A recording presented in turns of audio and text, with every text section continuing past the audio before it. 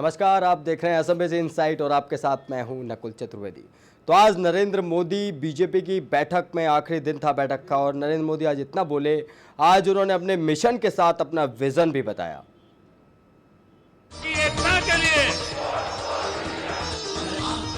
देश की रक्षा के लिए,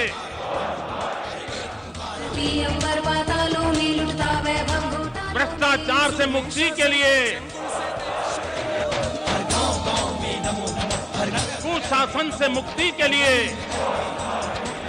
बस एक सहारा नमो नमो नमो नमो नमो नमो नमो, बस एक सहारा नमो नमो नमो नमो नमो नमो, एकमात्र ही आस मोदी रोजगार के लिए, मोदी आने वाला है, मोदी आने वाला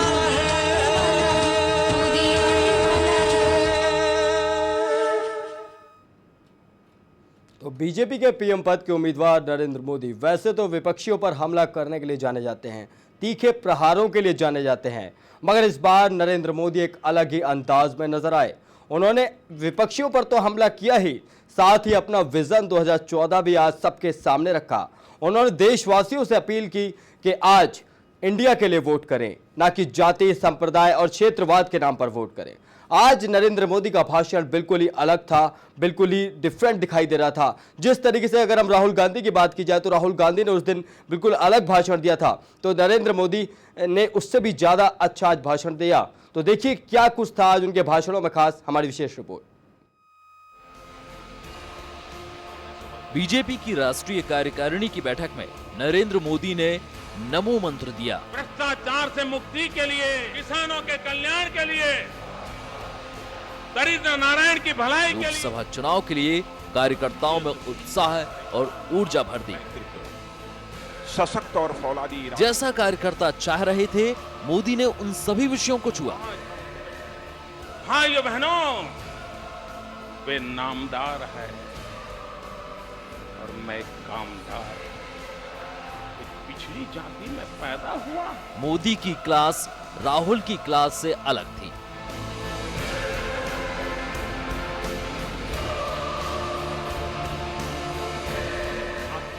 मोदी निर्देशात्मक कम, अपेक्षात्मक ज्यादा नजर आए। इस दौरान मोदी ने कार्यकर्ताओं को हर पोलिंग बूथ तक जाने की अपील की। इस समय मोदी पूरी जोश में दिखे और कार्यकर्ताओं ने भी जमकर उत्साह दिखाया। कि आजादी के इतने साल के बाद 2014 के चुनाव हर प्रकार से भिन्न है।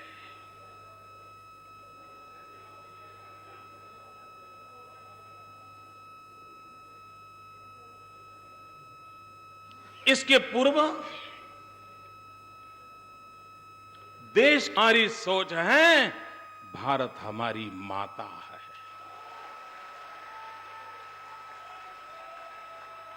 उनकी सोच है गरीबी ये मन की अवस्था है। हमारी सोच है गरीब हमारे लिए दरिद्र नारायण है। उनकी सोच है जब तक हम गरीब की बात नहीं करते मजा नहीं आता। ये उनके शब्द बोल रहा हूं, एक शब्द मेरा नहीं है। वे कहते हैं हम जब तक गरीब की बात नहीं करें मजा नहीं आता, और हम जब गरीब की बात को सुने, उसे याद करें, तो दर्द से हम रात भर सो नहीं पाते। उन्हें मजा नहीं आता, हमें नींद नहीं आती। ये दो सोच में फर्क है। उनकी सोच है पैसे पेड़ पर नहीं उगते हैं। हमारी सोच है पैसे खेत और खलिहानों में उगते हैं और मजदूरों के पसीने से पलते हैं। ये हमारी सोच है। उनकी सोच है समाज तोड़ो, राज करो। हमारी सोच है समाज को जोड़ो, विकास करो। ये फर्क है।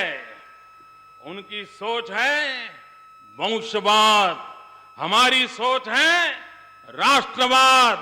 उनकी सोच है राजनीति सब कुछ है, हमारी सोच है राष्ट्र नीति सब कुछ है। उनकी सोच है सत्ता कैसे बचाएं, हमारी सोच है देश कैसे बचाएं। अभी अभी उन्होंने कहा कि चुनाव में उसको टिकट दी जाएगी जिनके दिल में कांग्रेस है। उनकी सोच है देश वो चलाएंगे जिनके दिल में कांग्रेस है। हमारी सोच है टिकट उनको मिलेगी जिनके दिल में भारत माता है। मोदी ने कांग्रेस पार्टी की नीयत पर सवाल खड़े करते हुए इस पार्टी पर न केवल जनता की भावनाओं के साथ खिलवाड़ करने का आरोप लगाया, बल्कि अपनी ही पार्टी के कार्यकर्ताओं की मंशा भी ना भांप पाने की बात रखी। मोदी ने महंगाई और राहुल गांधी की पीएम उम्मीदवारी को साथ जोड़ते हुए यहां तक कह दिया कि कांग्रेस कार्यकर्ता आए तो थे राहुल को पीएम बनाने की बात लेकर, पर गए गैस के 3 सिलेंडर लेकर। कई साल पहले दिल्ली की धरती पर 2 प्रमुख दलों की राष्ट्रीय परिषदें हुई, और अगर उसका विश्लेषण करें तो साफ नजर आता है कि 2 दिन पूर्व जो कांग्रेस का अधिवेशन हुआ उसमें 2014 के चुनाव को दल को बचाने की जद्दोजहद के रूप में दिखाई देता है। उनका दल कैसे बचे, कांग्रेस को कैसे बचाएं, बिखरती हुई पार्टी को कैसे एक रखे, ये उनकी जद्दोजहद का विषय था। भाइयों बहनों, वहां पर दल बचाने की कोशिश हो रही थी, यहां पर देश बचाने की जद्दोजहद। ये 2014 के चुनाव का ये मूलतः फर्क है। भाइयों बहनों,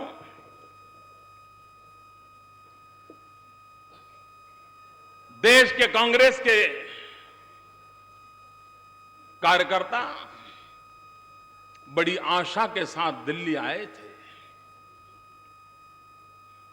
उनको बताया गया था कि 17 तारीख को प्रधानमंत्री पद के लिए उम्मीदवार की घोषणा की जाएगी। बड़ी आशा और उमंग के साथ वो प्रधानमंत्री पद के उम्मीदवार की सौगात लेकर के जाने के लिए लालायित थे। और जैसा हमारे अरुण जेटली जी ने कहा कि देश भर के कांग्रेस कार्यकर्ता आए थे तो प्रधानमंत्री लेने के लिए, लेकिन वापस गए गैस के 3 बॉटल लेकर के। गैस के 3 सिलेंडर लेकर के वापस गए। भाइयों बहनों,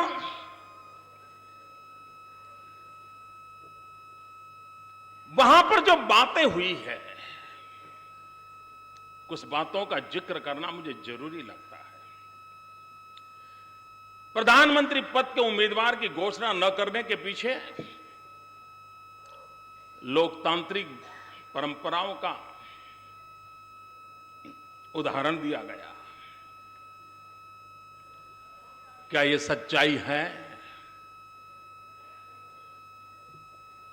मैं आशा करता था कि देश में दिन रात इन विषयों की चर्चा करने वाले लोग इस मुद्दों पर जरूर चर्चा करते। पूरे भाषण के दौरान मोदी के निशाने पर कांग्रेस और गांधी परिवार ही था। जिस तरह से राहुल अपनी मां का गुणगान करते रहे हैं, मोदी ने मां बेटी की भावनाओं को केंद्र में रखा और पीएम उम्मीदवारी के लिए राहुल का नाम न घोषित करने के लिए यूपीए अध्यक्ष और कांग्रेस की परंपरा की नहीं बल्कि एक मां की मजबूरी करार दिया। यूपीए का चुनाव हुआ, यूपीए की सरकार बननी थी। भाइयों बहनों, मैं दावे से कहता हूं यूपीए 1 में किसी पार्लियामेंट्री पार्टी ने डॉक्टर मनमोहन सिंह जी को प्रधानमंत्री पद के लिए चुना नहीं था, नेता के रूप में नहीं चुना था। कांग्रेस की पार्लियामेंट्री पार्टी ने मैडम सोनिया गांधी को नेता के रूप में चुना था, लेकिन बाद में मैडम सोनिया जी ने डॉक्टर मनमोहन सिंह जी को नॉमिनेट किया और उनका प्रधानमंत्री पद का शपथ दिलवाया गया था। पार्लियामेंट्री पार्टी की परंपरा की बातें ऐसी बातें करके हम बच नहीं सकते। जब पराजय बिल्कुल निश्चित दिख रहा है, विनाश सामने नजर आ रहा है, तो क्या कोई मां अपने बेटे को बलि चढ़ाने के लिए तैयार होती है क्या? कौन मां अपने बेटे को बलि चढ़ाएगी राजनीति के राह पर? और इसलिए एक मां का मन आखिरकार यही निर्णय कर गया, नहीं, मेरे बेटे को बचाओ। मोदी ने अपने संबोधन में ओबीसी कार्ड भी खेला, अपने आप को गरीब और निम्न आय वर्ग से जोड़ते हुए गांधी परिवार को उच्च कुल का बताया। साथ ही इस परिवार को नामदार तो खुद को कामदार बताया। कहां लाकर के छोड़ा? चाय की राजनीति करते हुए मोदी ने एक तीर से यहाँ कई शिकार किए। इन दिनों चाय वाले की बड़ी खातिरदारी हो रही है।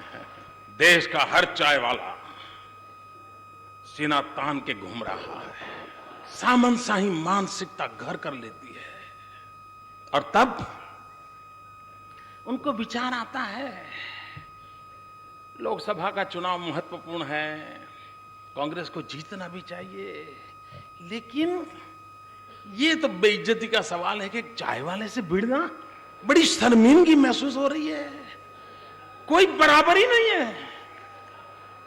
भाइयों बहनों, वे नामदार है और मैं कामदार हूं। नींद नहीं, ये दो सोच में फर्क है। मोदी के पास मुद्दों की कमी नहीं है, ना ही शब्दों का कोई टोटा है। अब इस काउंटर हमले के बाद कांग्रेस मोदी को घेरने की अपनी रणनीति में बदलाव करती है तो ठीक है। खेत और खलिहानों में उगते हैं और मजदूरों के पसीने से पलते हैं, ये हमारी सोच। यदि मोदी के सवालों पर कांग्रेस फिर जवाब देती है तो फिर इसे मोदी को एक मौका और देने की बात ही होगी। दुनिया में हम मुंह दिखाने लायक नहीं, और ये मौके कांग्रेस के लिए भारी पड़ सकते हैं। भाजपा को दम देने के लिए उम्मीद से आगे आएगा। कितने का संकल्प हो। Political desk SMBC insight. एक गरीब माँ का बेटा एक चाय वाला मैदान में हो तो देश हमारे भंडार भर देगा, ये मेरा विश्वास है। कुशासन से मुक्ति के लिए, देश की रक्षा के लिए। तो नरेंद्र मोदी ने आज अपने विरोधियों पर निशाना साधने के अलावा अपना विजन भी सबके सामने रखा। विरोधियों पर किस तरीके से वार किया जाता है, ये बात कोई नरेंद्र मोदी से सीखे। नरेंद्र मोदी ने बुलेट ट्रेन की योजना भारत में लाने की बात कही, उन्होंने भारत की धरती को नापे जाने की बात कही, उन्होंने महिलाओं की सुरक्षा की बात कही, उन्होंने किसानों की आत्महत्या पर रोक लगाने की बात कही। तो आज पहली बार नरेंद्र मोदी ने अपना विजन देश के सामने रखा, अपनी पार्टी के कार्यकर्ताओं के सामने रखा, जिससे पार्टी के कार्यकर्ताओं में काफ़ी जोश दिखाई दिया। वहीं अगर राहुल गांधी की बात की जाए तो राहुल गांधी ने भी एआईसीसी की बैठक में किस तरीके से अपना विजन सामने रखा था, उन्होंने किस तरीके से पीएम पद का उम्मीदवार डिक्लेयर न किए जाने के बावजूद भी चुनाव अभियान प्रचार समिति की उन्हें कमान सौंपी गई, इसके बाद उन्होंने किस तरीके से विरोधियों पर वार किए थे, वो भी आपको दिखाते हैं। ये ऐसे लोग हैं भैया, ये ऐसे लोग हैं, इनकी मार्केटिंग बहुत बढ़िया है, बहुत बढ़िया मार्केटिंग है, चमक है, गाना है, नाच है, सब कुछ है। ये ऐसे लोग हैं भैया, ये ऐसे लोग हैं, ये गंजों को कंगे बेच डालेंगे। अब नए लोग आए हैं, अब नए लोग आए हैं। अब वो पहले वाले भैया गंजों को कंगे बेचते थे, अब नए लोग आए हैं, इन्होंने हेयर कट शुरू कर दिए, ये गंजों को हेयर कट दे रहे हैं, बाल बना रहे हैं, गंजों को हेयर कट दे रहे, कह रहे भैया आइए हेयर कट लाए। देखिए इनके बातों में मत आइए, आप सच्चाई की बात करिए, आप इन लोगों की बात करिए। ये 3000 साल से चली आ रही है ये सोच। अगर आप हमारी किताबें पढ़ें, अगर आप गीता पढ़ें, अगर आप महाभारत पढ़ें, तो उन किताबों में ये सोच है। अगर आप ग्रंथ इतिहास को देखें तो अशोक में ये सोच थी, अशोक में ये सोच थी, गुरु नानक में ये सोच थी, अकबर में ये सोच थी, गांधी जी में ये सोच थी, इन लोगों में ये सोच थी, आप में ये सोच है और मुझ में ये सोच है और बाकी हिंदुस्तान में ये सोच है। और एक और बात अच्छी तरह सुन लो, अच्छी तरह सुन लो, ये सोच 3000 साल से हिंदुस्तान में नहीं मिटी है और आप इस सोच को नहीं मिटा सकते हो। और जिसने इस सोच को मिटाने की कोशिश की है, जिसने इस सोच को मिटाने की कोशिश की है, वो अपने आप मिट गया, वो अपने आप मिट गया। अब बात आई प्रधानमंत्री की, अब बात आई प्रधानमंत्री की, मैं बोलना चाहता हूं। देखिए अब बात आई प्रधानमंत्री की।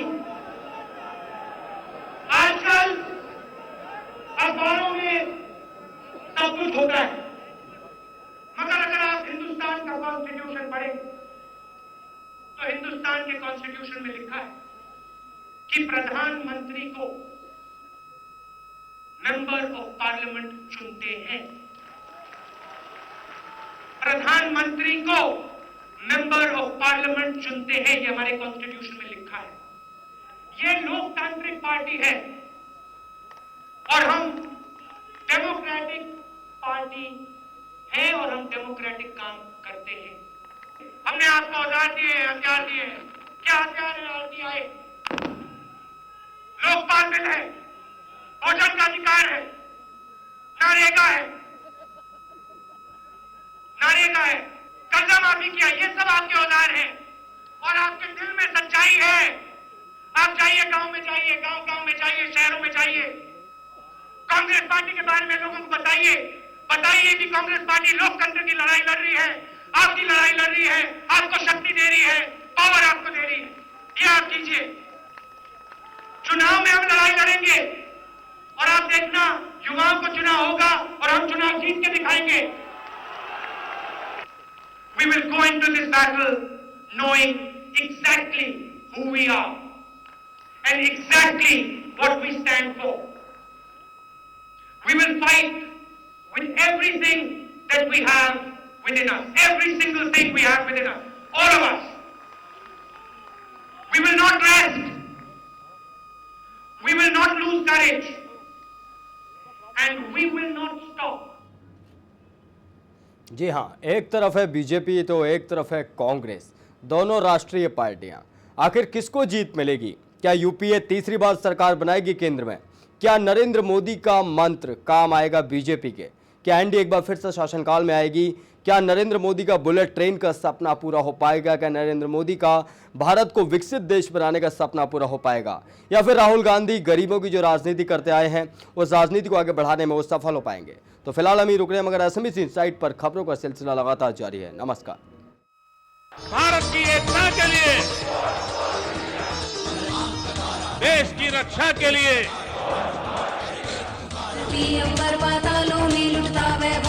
भ्रष्टाचार से मुक्ति के लिए, कुशासन से मुक्ति के लिए